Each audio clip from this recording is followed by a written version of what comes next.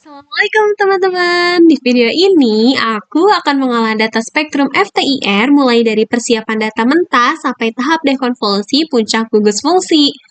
Nah, untuk software yang akan aku gunakan yaitu adalah Origin 2018 dan Notepad.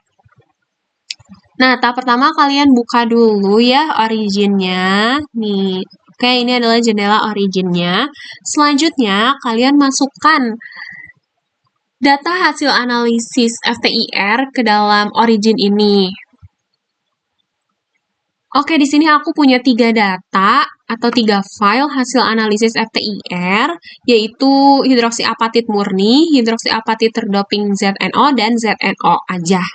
Nah, untuk analisis dekonvolusi, aku akan melakukan pada sampel hidroksiapatit murni alias file yang ini. Makanya kalian buka file ini.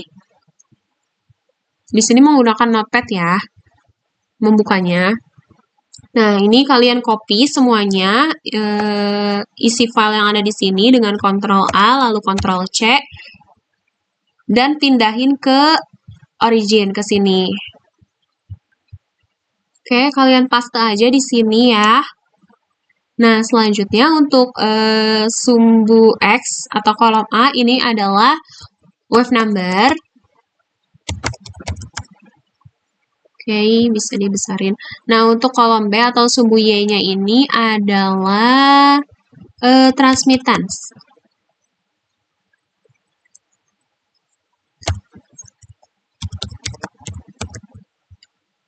Oke. Selanjutnya, kalian tuh harus menambahkan satu kolom lagi di samping kolom B. Caranya dengan blok kolom B, lalu klik kolom, lalu add new column. Karena yang mau ditambahkan itu satu kolom, makanya di sini ketiknya satu aja. Ini udah satu, kalian klik OK. Nah, selanjutnya kalian tuh harus mengkonversi nilai transmitansi yang semula masih dalam persen diubah menjadi absorbansi ya, nilai absorbansi. Nah, di sini kita namain dulu absorbance. Nah, kita blok, klik kolom, set column values.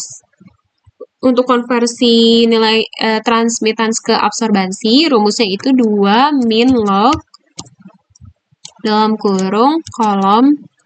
Jadi kan transmitansi ada di kolom B, makanya di sini kolom B ya. Klik OK. Nah, ini udah masuk ya. Apa sih namanya? Rumusnya. Nah, selanjutnya untuk memvisualisasikan grafiknya atau rendering, kalian tuh blok kolom A dan kolom C. Klik plot, lalu pilih yang lain. Nah, ini. Besarin aja. Nah, karena ini spektrum FTIR, makanya untuk wave number-nya kita sesuaikan dulu ya, kita balik gitu. Nah, skala di sumbu X-nya kita balik dari 4000 sampai 400 ya. Klik OK. Nah, ini udah. Selanjutnya,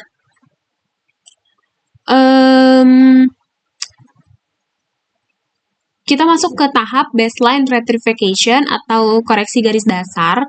Caranya, kalian klik menu analysis, lalu klik pick and baseline, pick analyzer, dan open dialog. Nah, pada halaman ini, untuk goalnya kita checklistnya yang subtract baseline ya, lalu klik next.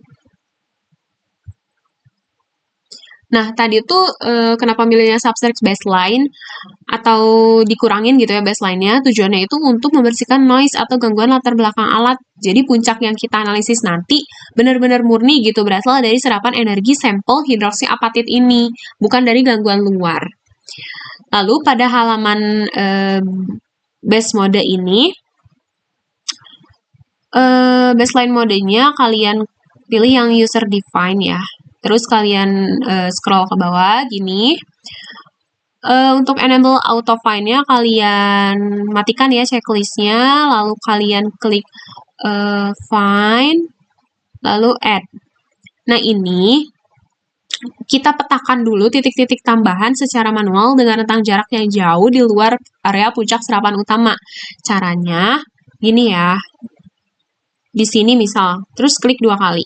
Nah, satu lagi di sini. Sama aja, klik 2 kali. Nah, kenapa sih jarak antar titik-titiknya harus jauh? Biar titik dasar ini tuh nggak akan motong atau nabrak si lekukan puncak utama spektrum sampel ini gitu. Kalau ditaruh terlalu dekat, software tuh bakal salah mengira puncak tersebut sebagai gangguan dan akan memotong spektrum ini gitu. Nah, kalau udah, klik done. Lalu kalian klik next. Nah, selanjutnya kita tuh akan mengatur si garis-garis merah ini agar tidak bersinggungan dengan spektrum yang garis-garis hitam ini. Caranya gimana? Kalian klik dulu ini modify atau del-nya. Untuk interpolation metodenya kita pilih yang line. Ini kan ada 3 metode, line, SP line, dan BSP line. Nah, line itu untuk menghubungkan titik dengan garis lurus. Nah, ini tuh metode yang paling stabil dan aman untuk struktur hidroksi apatit ini. Nah, kalau untuk SP line itu menghubungkan titik dengan kurva melengkung mulus yang melewati tepat di setiap titik koordinat. Nah, untuk BSP line ini sama-sama kurva melengkung mulus, tapi garisnya cuma mengikuti arah tarikan titik tanpa wajib menyentuh tepat di titiknya. Kalian klik modify del. Nah, ini tuh kalian atur aja ya, agar si garis merahnya ini nggak bersinggungan dengan garis hitam atau garis spektrum ini. Nah, turunin dikit-dikit.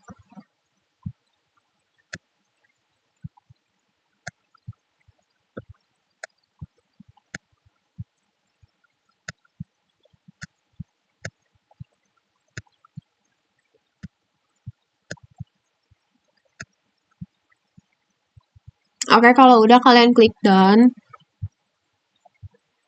Selanjutnya kalian klik next. Nah, ini kalian klik subtract. Lalu finish.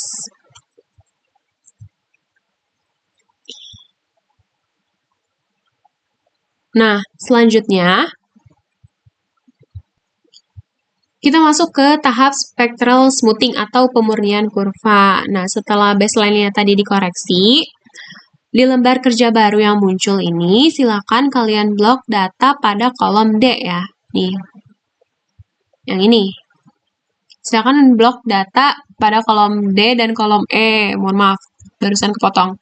Nah, kalian plot lagi pakai yang lain. Ini. Selanjutnya, kalian ubah sumbu X-nya kayak tadi. Dari 4000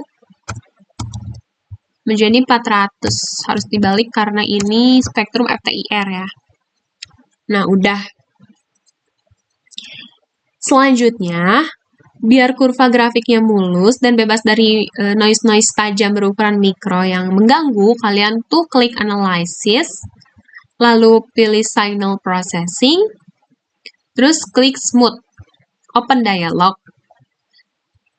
Nah, di sini kalian metodenya pilih Savitzky-Golay dan point of window-nya ganti jadi 11. Kenapa sih digunakan metode Savitzky-Golay? Karena algoritma Savitzky-Golay itu sangat sangat pinter gitu. Jadi dia tuh bakalan menghilangkan noise atau gangguan di latar belakang dari si spektrum ini yang berasal dari luar, dari alat atau dari apapun itu tanpa merusak hasil spektrum kita. Jadi garisnya tetap aman, puncaknya tetap aman, dan lain-lainnya itu tetap aman gitu. Oke, kalau udah kalian klik OK.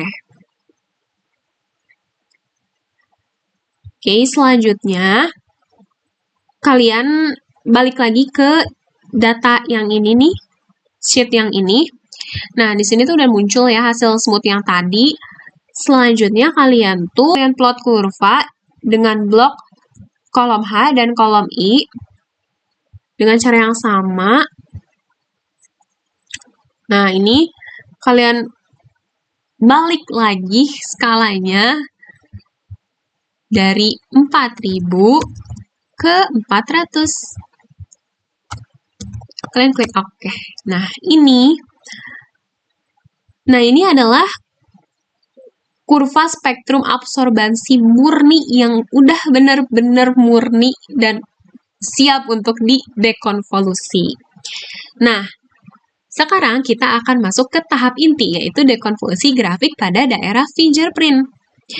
Sebelumnya, apa sih daerah fingerprint itu? Nah, sederhananya, fingerprint atau sidik jari adalah area spesifik pada spektrum FTIR di bawah bilangan gelombang 1500 per cm yang memiliki pola puncak sangat khas untuk setiap senyawa, mirip seperti sidik jari manusia.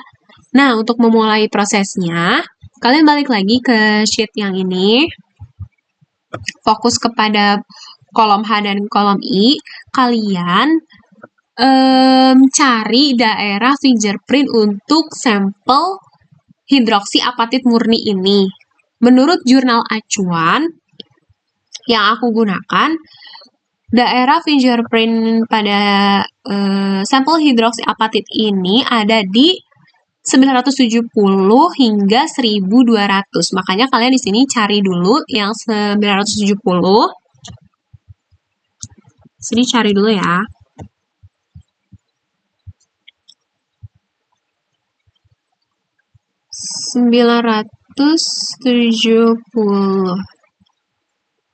Nah,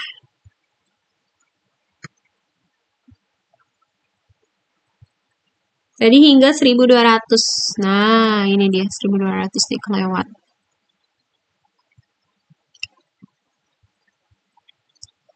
Oke, nah ini udah di blok kan?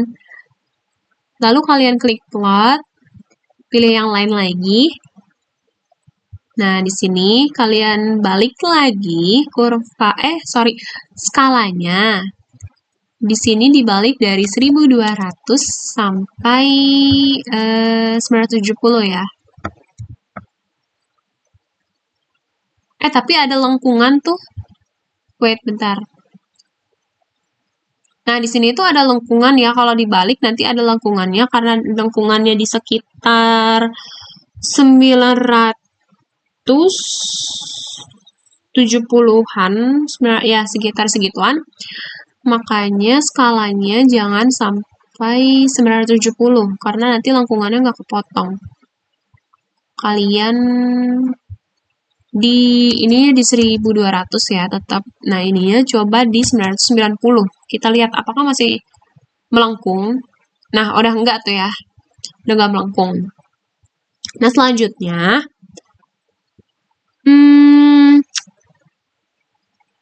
kenapa sih gitu ya? Kita tuh milih rentangnya tuh 1200 sampai 990 per cm ini karena rentang ini tuh merupakan zona vibrasi paling aktif dan sensitif milik gugus fosfat yang merupakan komponen penyusun utama dari struktur hidroksi apatit sampel ini. Di area inilah terjadi tumpang tindih antara vibrasi ulur simetris di sekitar angka 960 sampai 970 per cm dan vibrasi ulur asimetris di sekitaran 1030 hingga 1090 per cm. Nah, karena letaknya berdempetan banget, makanya mereka tuh gabung gitu membentuk satu puncak besar yang lebar. Nah, area ini tuh sengaja kita pilih karena ketika matriks hidroksi apatit berinteraksi dengan ZNO pada sampel komposit, pergeseran energi pada puncak-puncak fosfat di area inilah yang akan menjadi bukti bahwa ketika ZNO dicampurkan atau hidroksi apatit ini didoping oleh ZNO, daerah ini tuh menjadi bukti bahwa si ZNO itu berhasil menjadi dopan untuk sampel hidroksi apatit murni. Oke, selanjutnya kalian klik analisis, kemudian pilih peak and baseline. Lalu kalian pilih multiple peak fit dan open dialog. Nah, pada peak function kalian pilih yang Gaussian. Lalu kalian klik oke. Nah, di sini kan ada 3 puncak nih yang kelihatan. 1, 2, dan 3. Nah, kalian klik ya, di 3 puncak itu pilih gitu. Nah, ini puncak pertama, ini puncak kedua, dan puncak ketiga. Kalian pilih yang menurut kalian tuh, itu tuh puncak gitu. Nah, kalau udah, kalian klik yang OpenNL Fit ini. Tunggu dulu.